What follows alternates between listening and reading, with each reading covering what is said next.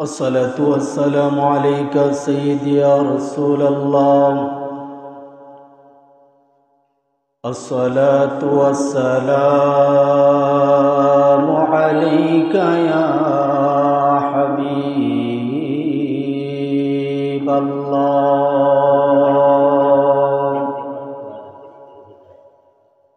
الصلاة والسلام عليك يا شفيع المذنبين.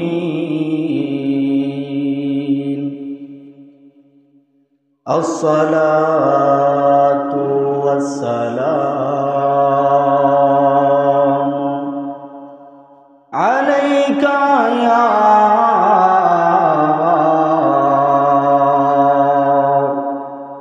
رحمة للعالمين.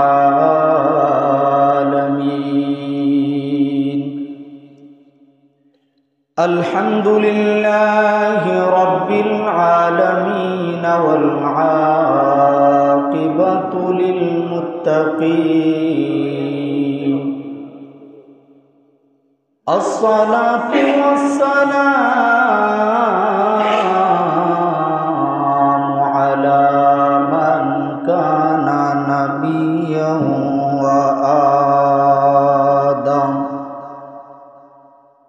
وآدم بين الماء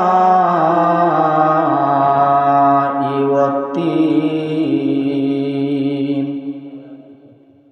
والصلاة والسلام على سيد الأنبياء والمرسلين وعلى آله وأصحابه أجمعين. أما بعد فأعوذ بالله من الشيطان الرجيم. بسم الله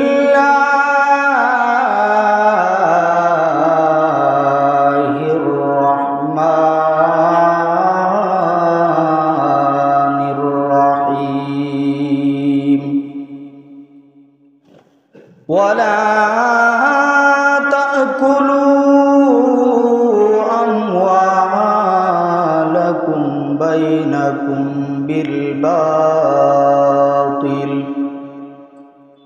بالباطل وتدلوا بها إلى الحكام لتأكلوا فريقا من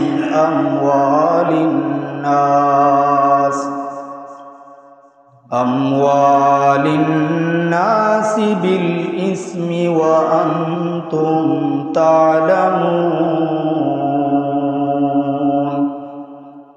صدق الله مولانا العظيم وصدق رسول النبي الحبيب الكريم.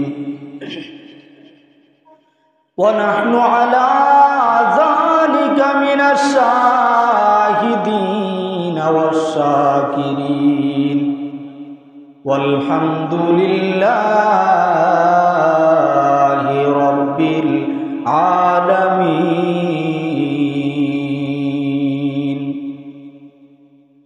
إن الله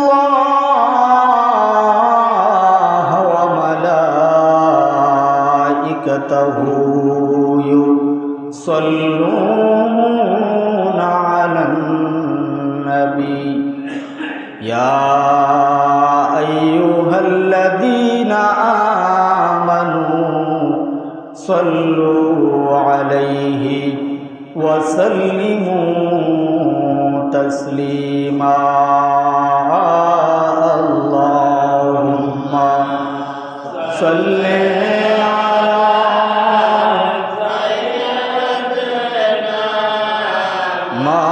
مولانا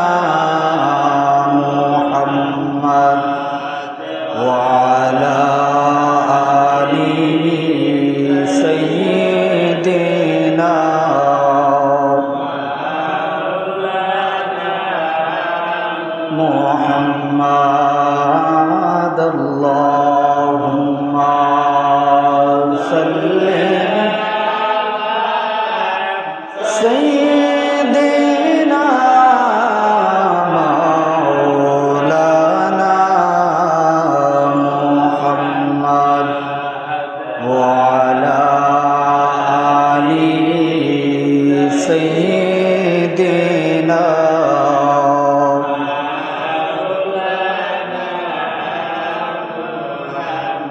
এই দুনিয়া পরে থাকবে আমরা একদিন থাকব না এই দুনিয়া পরে থাকবে আমরা একদিন থাকব না সবাই আমাদের বলে যাবে নবী গো আপনি ভুইলেন না আল্লাহুম্মা সাল্লি আলা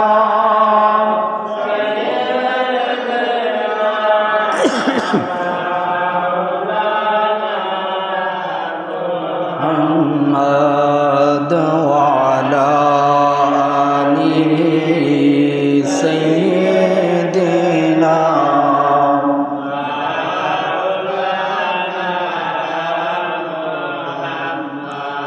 দিবানিশি মনরে আমার আর দিও না যন্ত্রণা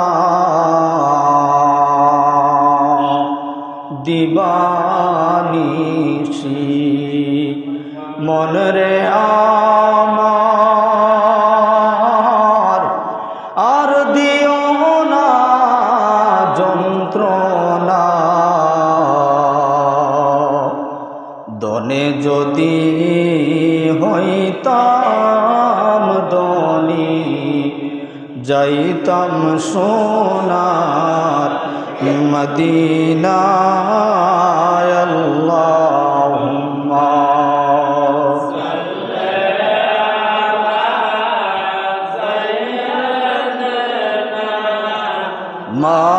মাওলানা মুহাম্মদ ওয়ালা আলি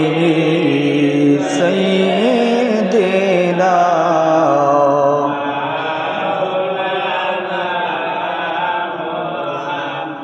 লা ইলাহা ইল্লাল্লাহ লা ইলাহা ও লা ইলাহা ইল্লাল্লাহ লা ইলাহা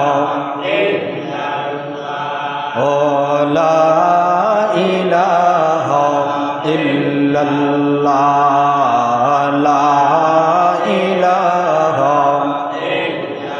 হাসবি রাব্বি জাল্লাল্লাহ মা ফি কলবি গায়রুল্লাহ নূরে মুহাম্মদ সাল্লাল্লাহু লা ইলাহা ইল্লাল্লাহ লা ইলাহা ইল্লাল্লাহ লা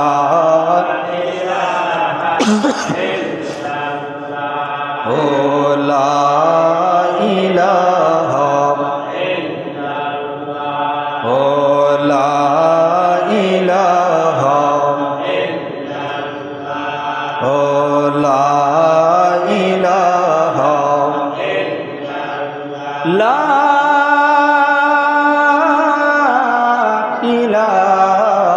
ইলাহা ইল্লাল্লাহু মুহাম্মাদুর রাসূলুল্লাহ সাল্লাল্লাহু আলাইহি ওয়াসাল্লাম।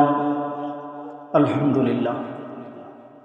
মহান আল্লাহ পাকের দরবারে লক্ষ কোটি শুকর ও সুজুদ আদায় করছি যে মহান রব অত্যন্ত দয়া করে মেহেরবানি করে আজ পবিত্র জুমার দিন আল্লাহর গৌর মসজিদ পর্যন্ত আল্লাহ পাক আমাদেরকে হাজির হওয়ার তৌফিক টুকুন দান করেছেন। অন্তরের অন্তঃস্থল থেকে মহান রবের শুকরিয়া আদায় করছি। সকলে পড়ি আলহামদুলিল্লাহ। শুকরিয়া আদায় করছি যিনি সৈয়দুল মুরসালিন, ইমামুল মুরসালিন, খাতামুন নবিয়্যিন, রাহমাতুল লিল আলামিন, সৈয়দুল কাউনাইন ওয়াস সাকালাইন, সবসে আওলা ও আলা, সবসে বালা ও আলা, যিনি দু জাহানের কাণ্ডারি দয়ার নবী রাহমাতুল লিল আলামিনের নুরানি কদম মোবারকে লক্ষ কোটি দরুদ ও সালাম পেশ করছি। ওই নবীর উম্মত হিসেবে আল্লাহ পাক আমাদেরকে গণ্য করেছেন। সকলে পড়ি আলহামদুলিল্লাহ। কে সেই নবী, যেই নবী রাহমাতুল লিল আলামিন, স্বয়ং আল্লাহর নবী, জিনার কদম মোবারকের দুলি পাওয়ার জন্য আরশে আজিম অপেক্ষমান ছিল। সুবহানাল্লাহ। যেই রাহমাতুল লিল আলামিন, ওনার কদমের সদকায় আল্লাহর কোরআন দাবি হয়েছে। বলবেন আল্লাহর পাক কালামুল্লাহ শরীফ কোরআন, সেই কোরআন কি নবীর উসিলায় ধন্য? জি। যেই জায়গায় আল্লাহর নবী রাহমাতুল লিল আলামিন, ওই জায়গায় কোরআন। নবীজি মক্কায়, কোরআন ছিল মক্কি। নবীজি মদিনায়, কোরআন ছিল মাদানী। প্রত্যেকটা সূরার উপরে দেখবেন এই সূরাটা কোথায় নাজিল হয়েছে। নবীজি যখন মক্কায় ছিলেন তখন এই সূরাটার নাম কি? মক্কি। মানে মক্কায় নাজিল হয়েছে বলে এই সূরার নাম মক্কি। দয়ার নবী রাহমাতুল লিল আলামিন চেয়েছেন কিবলাতাইন, অর্থাৎ হে নবী, আপনি আর বলা লাগবে না আপনার মুখের ভাষায় কি বলতে চায়। রাহমাতুল লিল আলামিন, আপনি বলার আগে আগে আমি কেবলা পরিবর্তন করে দিলাম। আগে কেবলা ছিল বাইতুল মুকাদ্দাস। নবী চাওয়ার আগে আগে শুধু আল্লাহর নবী চেয়েছেন যে কাবাটা যেন মক্কার দিকে হয়। আগে ছিল বাক্কা। আল্লাহর নবীর কদমের সদকায় সেই বাক্কার নাম হয়ে গেল মক্কা শরীফ। সুবহানাল্লাহ। কেবলাতাইন আল্লাহ পরিবর্তন করে দিল, কোরআন দাবি করে দিল, আরশে আজিম ধন্য হয়ে গেল। সেই নবীর উম্মত আমরা। সুবহানাল্লাহ। সেই নবীর কদমের সদকায় আল্লাহর এই দু জাহান, অর্থাৎ রাহমাতুল লিল আলামিন কদম মোবারক রাখার সাথে সাথে আল্লাহ পুরোটা জমিন আল্লাহ তাআলা মুসাল্লা বানাইয়া দিছে। যতায় ততায় উম্মত নামাজ পড়তে পারবে, কোনো বিধিনিষেধ আগে ছিল নিষেধ। অর্থাৎ আমার নবী আসার আগে যতায় ততায় নামাজ পড়তে পারবে না। কিন্তু এখন আখিরি নবীর উম্মত যেই জায়গায় যাও আজান হয়ে গেছে, সাথে সাথে দাঁড়িয়ে যেতে পারবে, নামাজ পড়ার বিধান হয়ে গেল। নবীজি কদমের সদকায় জমিন মুসাল্লা হয়ে গেছে। সুবহানাল্লাহ। সেই নবীর উম্মত হইতে পেরে আবারও শুকরিয়া তান পড়ছি আলহামদুলিল্লাহ। আজকের বিষয়টি হলো হালাল ও হারাম সম্পর্কে। জমাদিউস সানির প্রথম খুতবা আজকে। এই খুতবার বিষয় নিয়ে আলোচনা করার চেষ্টা করব ইনশাআল্লাহুল আজিজ। কারণ জুমার বয়ানে এক একটা বিষয় 12 চাঁদের 12টা খুতবা, 12টা বিষয় দেওয়া থাকে। তো তারপরে আমরা এক একটা বিষয় জানব। আমরা বর্তমান এমন একটা যুগে এসেছি যেই যুগে আমাদের ইমানটা রাখা, জ্বলন্ত আংরা হাতে রাখতে যতটুকু কষ্ট, তার চেয়েও বেশি কষ্ট হলো বর্তমান যুগে ইমানকে টিকিয়ে রাখা। এমন একটা যুগে আমরা চলে এসেছি, আমরা ইমানটা ঠিক রাখতে পারি কিনা আমরা দেখি। কোথায় আমাদের ইমানটা দুর্বলতা হয়ে যায়, দুর্বল হয়ে যায়। একজন মানুষ মিথ্যা কথা বললে সে বেঈমান হয়ে যায় না, সে মিথ্যাবাদী হয়। বেঈমান বলে তাকে যার ইমান নাই, আর ইমান হলো দয়ার নবীর ভালোবাসার নাম। সুবহানাল্লাহ। যার ভিতরে আমার দয়ার নবীর ভালোবাসা আছে সে ইমানদার। নামাজ রোজা হজ যাকাত আছে, ইমানদার বলা যায় না। নামাজ রোজা হজ যাকাতে ইমানদার হয় না। কালেমা আগে উচ্চারণ করতে হয়। এই কালেমাটাই ছিল ইমান। প্রথমে কি? ইসলামের স্তম্ভ কয়টা? 5টা। কয়টা? কালেমা, নামাজ, রোজা, হজ, যাকাত। তাহলে আগে কেন কালেমা বলল নামাজ না বলিয়া? নামাজ তো শ্রেষ্ঠ ইবাদত, এর চাইতে তো আর হইতে পারে না। মালিকের দরবারে সেজদা করে লা শারিকা লাহু ওয়া বিযালিকা উমিরতু ওয়া আনা আউয়ালুল মুসলিমিন। আমরা মুসলমান যখন সেজদা দেই লা শারিকা লা, আল্লাহ তোমার সাথে কোনো শরীক নাই, তখন আপনাকে লা শারিকা লা হিসাবে সেজদা দেই। কিন্তু সেই নামাজের চাইতে কেন কালিমা বড়? কালিমাটা ছাড়া কেন নামাজ হয় না? আগে আসুন দেখি আমরা নামাজ পড়তেছি, শুধু নামাজ দিয়েই কি বেহেশত হয়ে যায়? আসুন দেখি আল্লাহর নবী কি বলেছেন। নামাজ দিয়ে বেহেশত যাবেন। নামাজ হইল আসসালাতু মিফতাহুল জান্নাহ, নামাজ হলো বেহেশতের। সবাই জানে নামাজ কি বেহেশতের চাবি। কিন্তু বেহেশতের চাবি তখন দরকার যখন আপনি বেহেশতের দরজার সামনে যাবেন। একটা ঘরের দরজার সামনে যাওয়ার পরে চাবির দরকার, এর আগে চাবির দরকার নেই। আপনাকে বেহেশতে গেলে তো চাবির দরকার পড়বে, ঠিক না বেঠিক?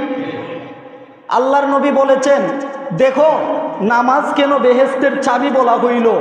নামাজ তো বেহেশতে যাওয়ার জন্য যথেষ্ট নয়।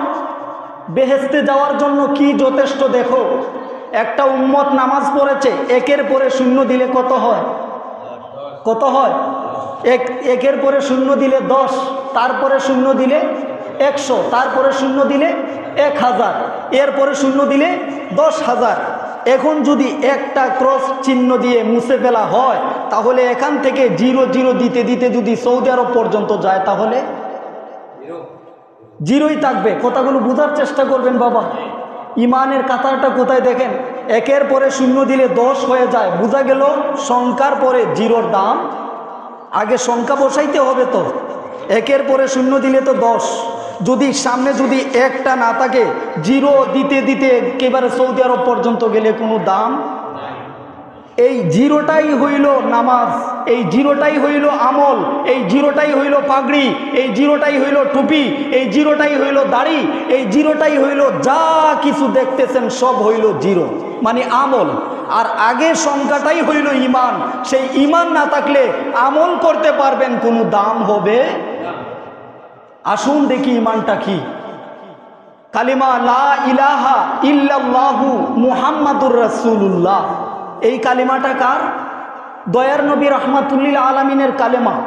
সেই কালিমাটা যদি উচ্চারণ করতে হয়, একজন হিন্দু আসলো একজন বুজুর্গ ব্যক্তির কাছে, মুসলমান হইতে এসেছে। মুসলমান হইতে আসলো, বুজুর্গ ব্যক্তি বললেন, প্রথমে কি তাকে নামাজ পড়াইবেন না আগে কালিমা পড়াইবেন? প্রথমে তো নামাজ আসে না, প্রথমে উনাকে কালিমা পড়াইতে হবে, ঈমান আনতে হবে, তারপরে নামাজ পড়তে হবে, ঠিক না বেটি? আমলটাই হইল সেই ঈমান, আমলটাই হইল সেই নামাজ, আমলটা হইল সেই রোজা, আমলটা হইল সেই যাকাত। এই যে আমরা এগুলো করছি, আগে দেখি আমাদের ঈমানটা ঠিক আছে কি না। কবরে গেলে প্রথম প্রশ্ন কি? মার রব্বুকা, তোমার রবকে? কয় রাকাত নামাজ পড়েছিলে, কয় রাকাত কয়টা রোজা রেখেছিলে, কয়বার হজ করেছিলে? কোনো কিছুই জিগায় না, জিগায় তোমার রব।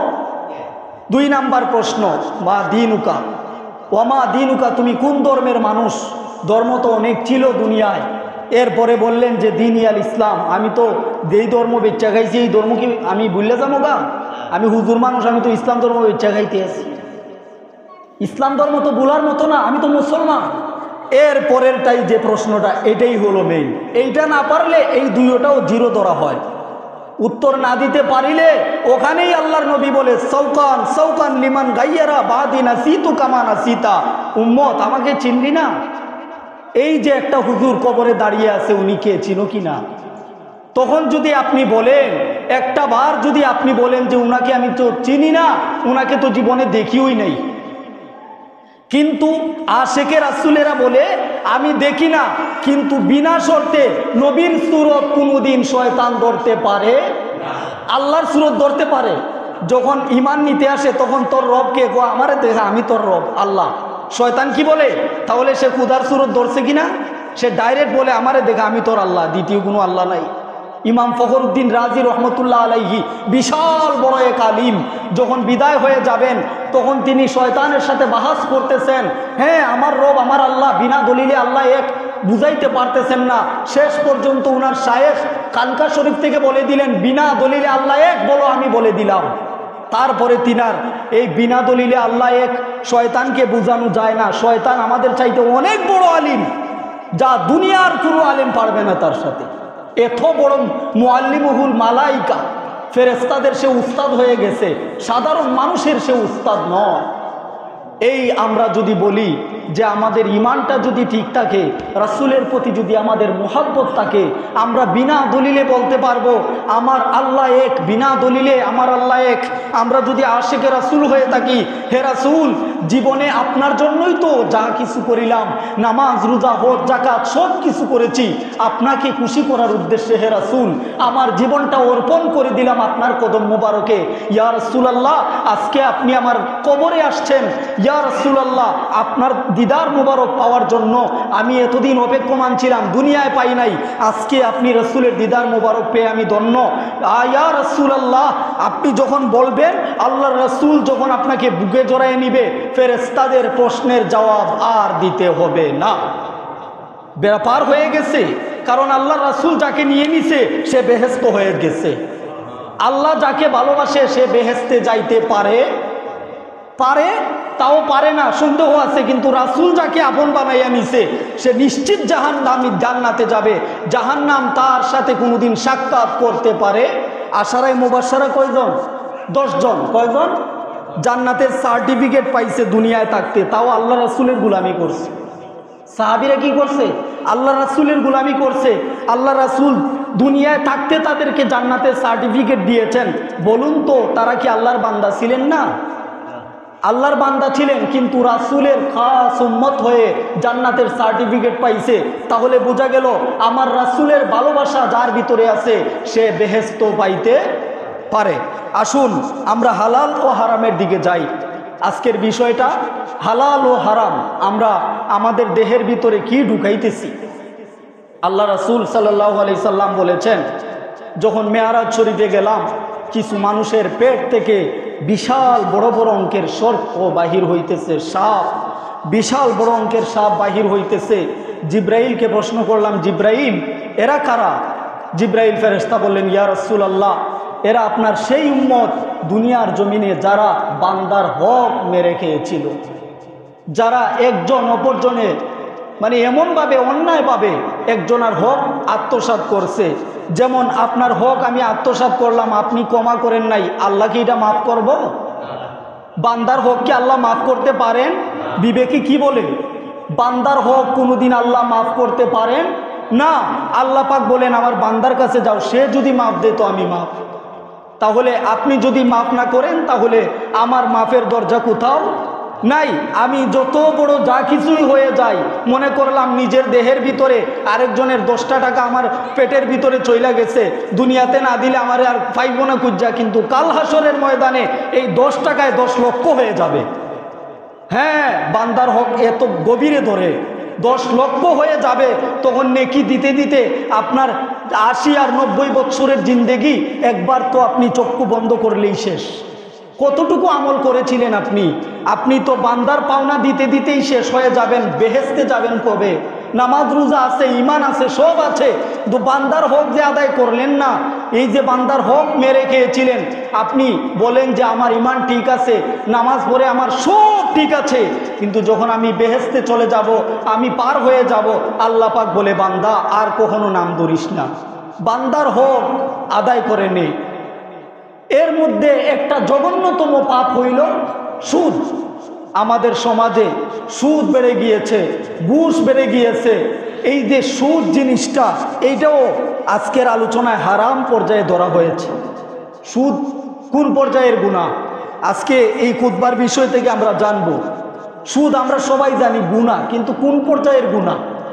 আমরা 1টা টাকা সুদ চলে গিয়েছে পেটের ভিতরে, মনে করলাম এটা তো আলেমেরা বয়ান করে যে 1টা টাকা সুদ গাইলে নাকি মায়ের সাথে 70 বার জিনা করার সমতুল্য, এমন একটা গুনাহ আলেমেরা বলে থাকে। তো হাদিস শরীফে এটাই রাইট দেওয়া হয়েছে। হাদিস শরীফে বলা হয়েছে যে তার মা আপন গর্ভধারিণী মায়ের সাথে জিনার সমতুল্য গুনাহ 1টা টাকার সুদ খাইলে এমন গুনাহ লেখা হয়।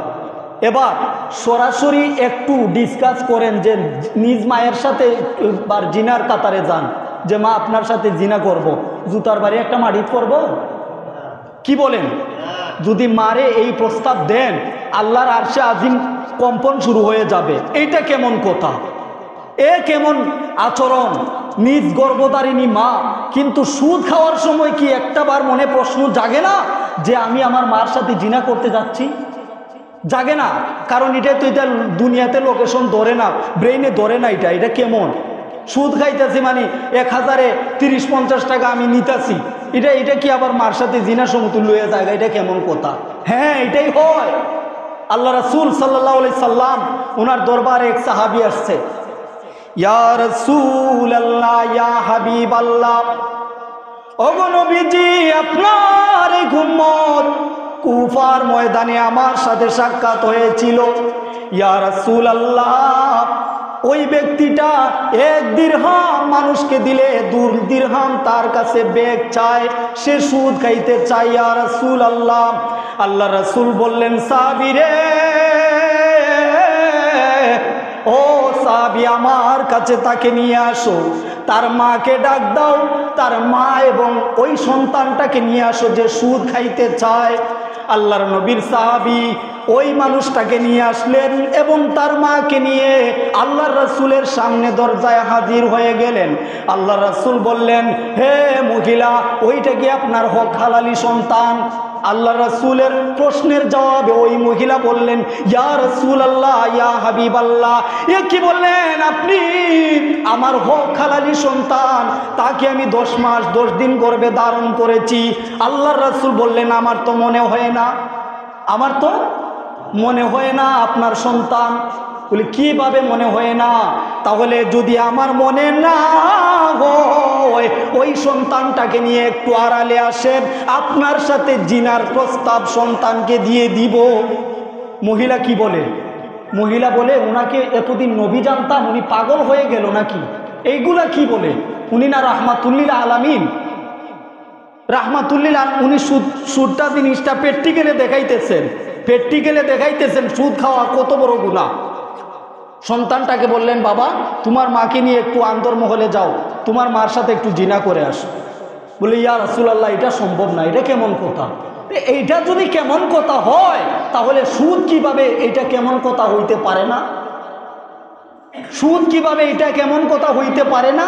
এটা সরাসরি যদি এই গুনাহটা করতে ভিতরে একটু কম্পন শুরু হয়ে যায়, সুদটা যখন মানুষ একটা নিরীহ মানুষের উপরে 10 টাকার বদলতে 20 টাকা ধরিয়ে দেওয়া হয়, এইটা কি গুনাহ হইতে পারে না? তখন আল্লাহ রাসূল সাল্লাল্লাহু আলাইহি সাল্লাম বললেন, আজকেই তওবা করো, আর বান্দাকে যেই হক হালাল জিনিসগুলো মেরে খেয়েছিলে, যেই একটা ধার্য করা একটা অ্যামাউন্ট মানুষের কাছ থেকে এনেছিলে, ওইটা ফেরত দাও, আর বলো, আল্লাহ, আর জীবনে আমি খাবো না। রাহমাতুল্লিল আলামিন বলেন, যখন এই উম্মতটা হাত ধরলো, আবার নতুন করে তাওবা করলো, যেই হকগুলা মানুষের মাইরে খাইছিল, ওই হকগুলো আবার ফিরিয়ে দেওয়া হয়েছে, এরপরে গুনাহ মাফ হইছে। এইভাবে না, আপনি বললেন যে এত বছর সুদ খাইছি, তাহলে আমি মাফ চাইয়ে নিয়ে আল্লাহ মাফ করে দিতে পারেন, কিন্তু আল্লাহ রহমানুর রহিম, আল্লাহ বলে, বান্দার হক যে মাইরা খাইছিনি, পেটের ভিতরে 1 ফোঁটা রক্ত যদি হারাম থেকে থাকে, ওই ব্যক্তির নামাজে শান্তি লাগে না, নামাজে তাড়াহুড়া আসে, কোনো এক জায়গায় গেলে ভালো কথা ভালো লাগে না, কোরআন তিলাওয়াত করতে ভালো লাগবে না, ভিতরটা মরে গেছে। ওই ব্যক্তিটা দুয়ার মধ্যে যদি কান্না করতে যায়, চোখের পানি আসে না, চোখের পানি নদী শুকিয়ে গেছে। দেখবেন অনেক মানুষ বান ধরে কান্না করার, কিন্তু চোখের পানি নাই, তার কারণ হারাম ডুবতে ডুবতে কলবটা মরে গেছে। এই মানুষটা কান্না করলে কান্না আসবে না। এই মানুষটা যদি কোনো মানুষের আঘাতপ্রাপ্ত হয়, এরপরেও নীরবে যদি কাঁদতে যায়, দেখবেন চেষ্টা করলেও চোখের পানি আসে না, তার কারণ আল্লাহ তাআলা ওই হারামের কারণে চোখের পানির যে নদীটা, এইটা ডাকনা দিয়ে দিছে।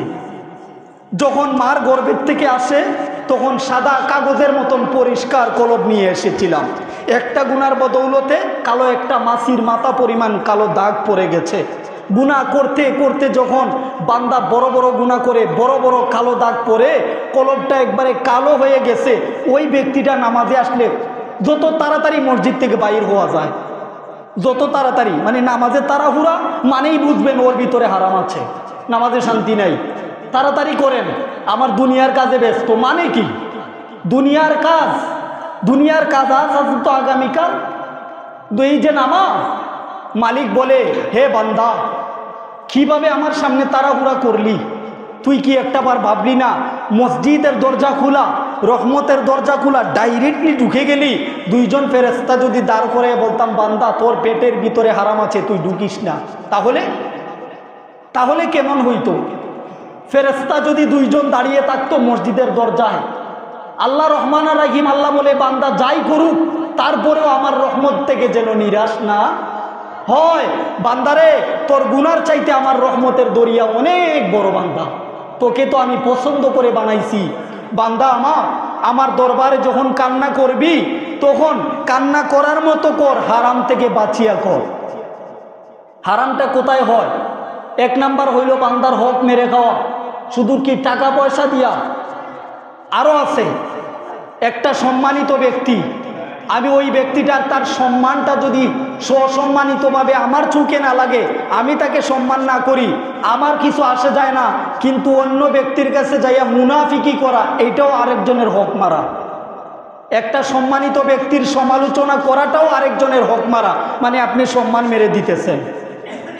একজন ব্যক্তি দোষী সাব্যস্ত হলো না, একজন ব্যক্তি সে সমাজে দোষী সাব্যস্ত নয়, তারপরেও ওই ব্যক্তিটার বিরুদ্ধে আপনি একটা কথা বলছেন, মনে রাখবেন ওইটাও আপনি আরেক ব্যক্তির সম্মান মারছেন, মানে হক নষ্ট করে দিচ্ছেন।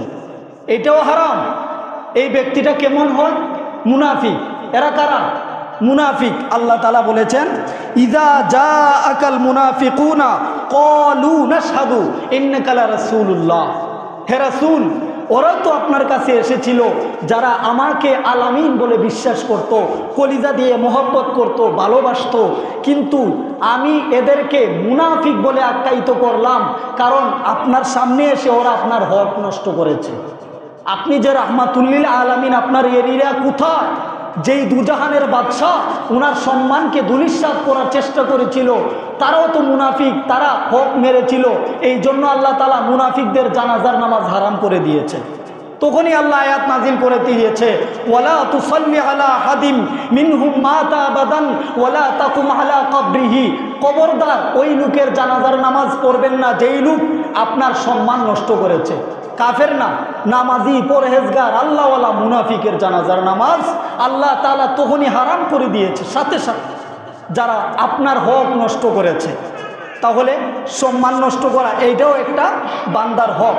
তারপরে আসেন, আপনি একজন মাতাব্বর, আপনার ভিতরে আল্লাহর ভয় নাই, রাসূলের ভয় নাই, 60-80 বছর পাইছেন জিন্দেগি, আপনি ভাবতেছেন না যে আমি যে এই রানিং চলতেছে, আমার বয়স কত হয়েছে? 60 বছর। আর বাঁচমু কয় বছর? বেশি গেলে আরো 40, বেশি গেলে 50। এরপরে কি হবে? এরপরে কি হবে? আপনি ভাবতেছেন যে আমি 1000 বছরের জন্য চলে এসেছি।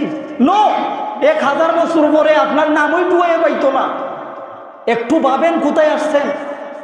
1000 বছর আগে কারা ছিল তাদের নামই জানি না আমরা। আজ থেকে 500 বছর পরে যেই জেনারেশন আসবে ওরা আমাদের নামই জানবে না, আমাদের কবর কোথায় আছে। এই দুনিয়ায় বসবাস করতেছেন, বেশি না 50টা বছর পরে আপনার নাম কেউ নিবেও না মুখে। এই দুনিয়ায় বসবাস করতেছেন, কি নিয়ে আমার করতেছেন? একটু বলেন, নিজেকে প্রশ্ন করেন ভিতরে। আমার যে করছি, আজকে আমি আমারই করছি, কিন্তু এখন মরে গেলে বেশি না 20টা বছর পরে আমার সন্তান আমার নামই নিবে না। এই হলো দুনিয়া। হায় হায় আফসোস। একটু ভাবলো না যে আমি কি করে যাচ্ছি? আমার তো একটা কাল আছে, যেই কালের শুরু আছে শেষ নাই। আরে বাবা, গোনায় গোনায় একটু একা একা বসে নিজেকে প্রশ্ন করেন, বয়স কত? আমার তো 40-এর কাছাকাছি বয়স হয়ে গেল, আর বাঁচি কয় বছর? একটা মানুষ বেশি গেলে 100 বছর বাঁচে। 80 বছরের কাছায় একটা মানুষের দরজা তালা লেগে যায়, বন্ধ হয়ে যায়, এরপরে তার নাম আর কেউ নেয় না। হায় রে দুনিয়া, হায় রে দুনিয়া। পেট শুধু ভরলাম, কিন্তু পরকালের সম্বলের জন্য কিছু একটা করে গেলাম না। মানুষের হক মেরে খেয়েছি। আমার গাটুরি আমি নিতে হবে। এই যে দুনিয়াটা দেখতেছেন সাজানো, এই সাজানো দুনিয়াটা এইভাবেই থাকবে। আপনি যেদিন মরবেন ওই দিনকার জুমার নামাজও আদায় হবে। একটু ভাবেন, আপনি আছেন তো, আগামী শুক্রবারের আগে যদি মারা যান, মসজিদ যেভাবে আছে ঠিক এভাবেই থাকবে, দুনিয়া ভাঙবে না। শুধু আপনি চক্ষু বন্ধ করে চলে যাবেন।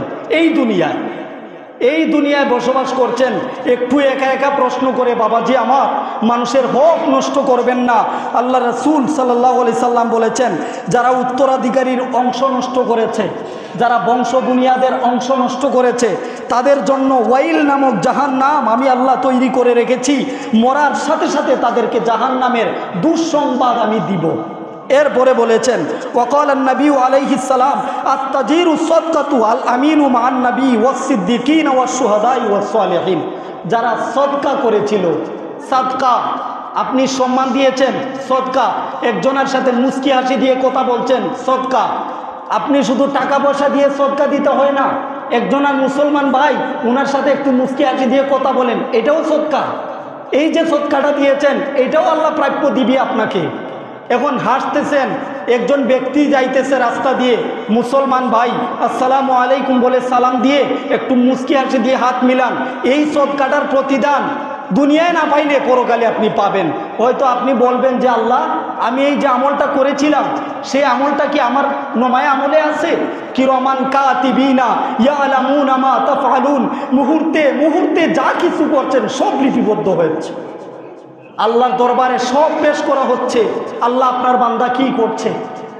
এই জন্য আমরা মানুষের হক মারা থেকে, মানুষের হক নষ্ট করা থেকে আমরা বিরত থাকব।